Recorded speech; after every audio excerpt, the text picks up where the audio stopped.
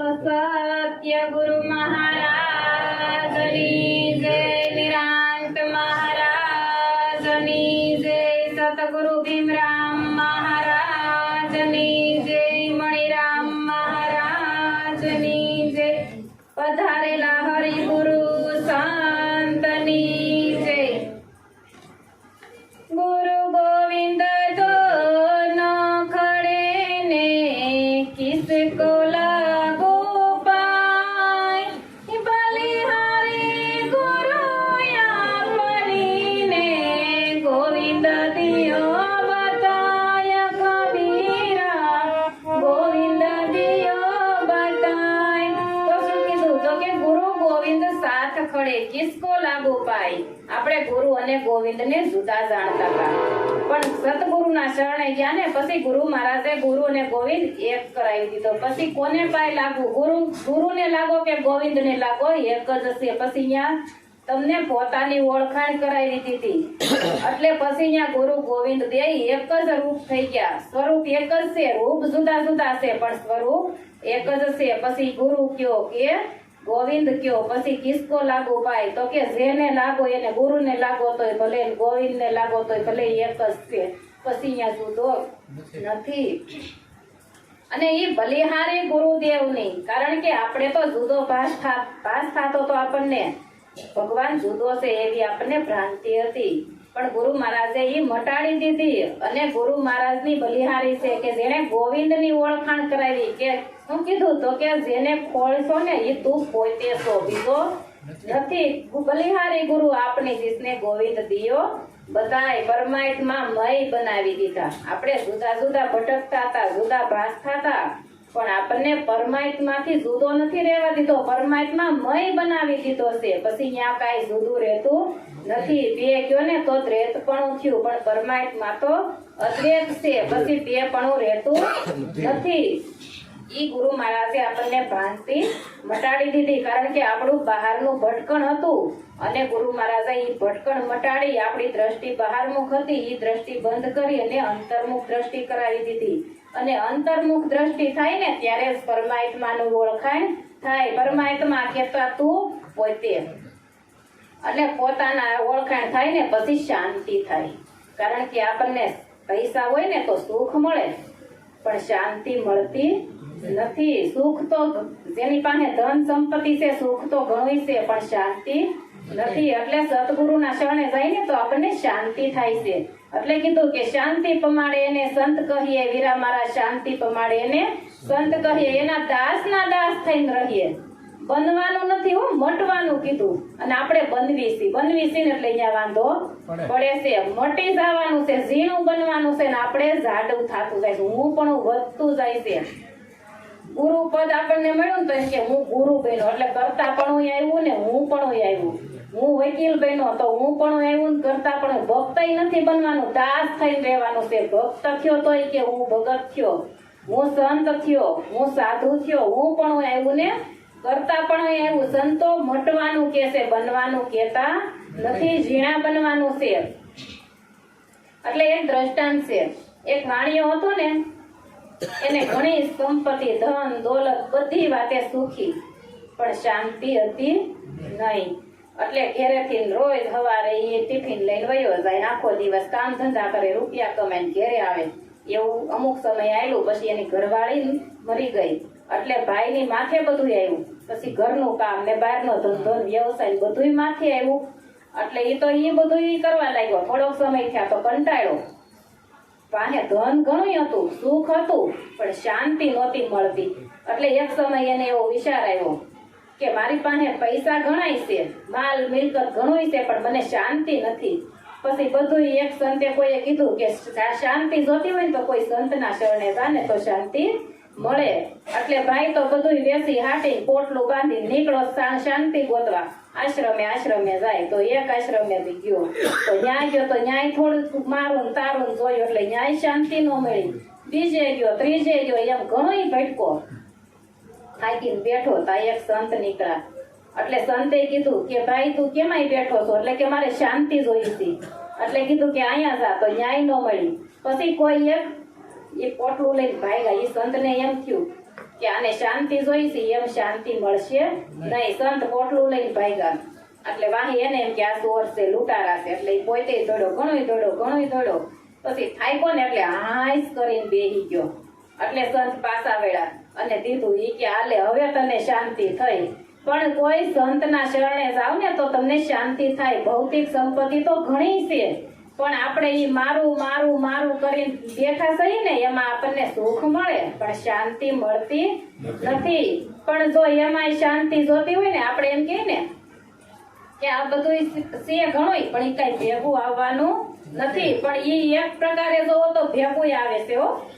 હવે જો કોઈ વિદેશમાં હોય ને તો વિદેશમાં અહીંથી જવું હોય ને તો ઈ અહીંના પૈસા વિદેશમાં ન હાલે, ઈ બદલવા પડે.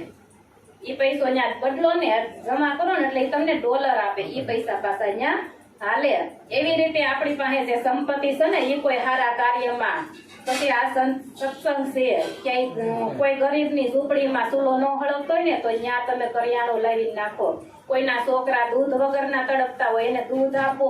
કોઈના છોકરાને ફી ભરવાની તેવડ ન હોય ઈ આપો. ઈ તમારું કર્મ જમા થાય છે. ઈ ધન છે ને ઈ તમારું લેખે છે ને ઈ તમને પાછું એનું ફળ મળશે. બાકી બેંકમાં પડ્યું છે ને તો ઈ તમને મળશે નહીં.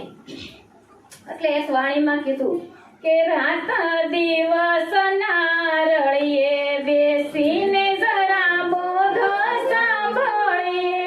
રાત દિવસ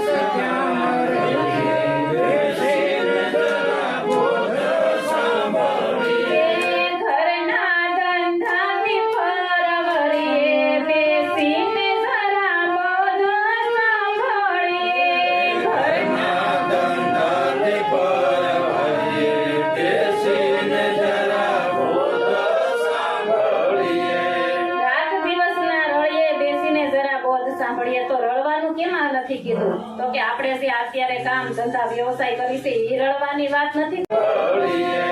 રાત દિવસના રળીએ બેસીને જરા બોધ સાંભળીએ તો રળવાનું કેમાં નથી કીધું? તો કે આપણે જે અત્યારે કામ ધંધા વ્યવસાય કરી છે એ રળવાની વાત નથી કરી. એ તો રળવું જ પડે, કારણ કે પુરુષાર્થ તો દરેકને કરવો જ પડે છે. અને આ જીવન જીવવા હાટુ પુરુષાર્થ તો બધાને કરવો જ પડે. પણ આપણે શેમાં રળીએ છીએ? એ તો રળવાનું છે પણ અવળા રળી રહ્યા છે. મારું તારું ઈર્ષા નિંદા કુતલી ઈ આપણે બીજાનું જોવામાં રહી ગયા છે. આપણે પોતાનું કોઈથી જોતા જ નથી. બીજાના અવગુણ ગાવ ને તો પેલા એકવાર સામું દર્પણ રાખવાનું તો આપણને ખબર પડે કે બીજાના જોવો તો તારામાં કેટલા દોષ છે. આપણામાં હોય તો જ બીજાના આપણને દેખાય ને.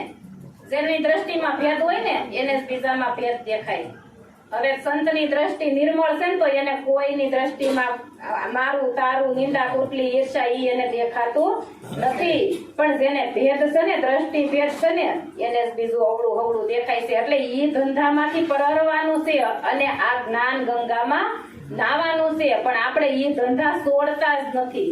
ઈ ધંધા છોડો ને તો આમાંથી બધાયમાંથી મુક્તિ મળી જાય. મુક્તિ આપણે મર્યા પછી આપણા છોકરા પ્રાચીએ પીપળે પાણી રેડવા જાય કે બાપાને બાને મુક્તિ મળે.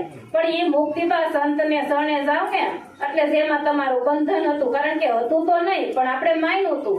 એ બંધન સદગુરુ છોડાવી દે અને તું મુક્ત જ છો. તારે મુક્તિ બંધન હતું જ નહીં, બંધન હોય નહીં તો એને છોડાવવાનું ક્યાં છે? પણ ગુરુ મહારાજ તમને ખાલી દર્પણ બતાવી અને એમાંથી મુક્ત કરે છે કે તું બંધાયેલો નથી, તું મુક્ત જ છો. એ ભ્રાંતિ મટાડી દેશે અને એ ધંધા એ આપણે એમાંથી મુક્ત થઈ જઈએ છીએ. પછી અહીંયા શાંતિ થઈ જાય છે.